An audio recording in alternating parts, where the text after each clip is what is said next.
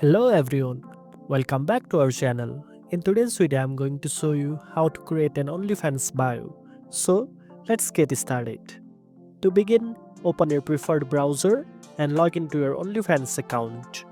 Once you are in the home page, click on your profile picture in the top left corner and choose My Profile from the drop-down menu. Now you will see the Edit Profile option. Click on that. In the bio section, keep things clear, professional, and friendly. Introduce yourself in one or two lines. Mention what kind of content people can expect. Use keywords that describe your style, such as exclusive content, behind the scenes, or daily uploads. This helps attract the right audience. Avoid writing long paragraphs. Instead, use line breaks or emojis to make it look clean and organized. Don't forget to add your social media links below the bio if you want to connect with fans outside the platform.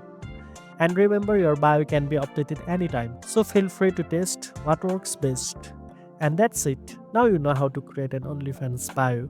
If you found this video helpful, don't forget to like, share, and subscribe for more tech tips. Thanks for watching, and I'll see you in the next one.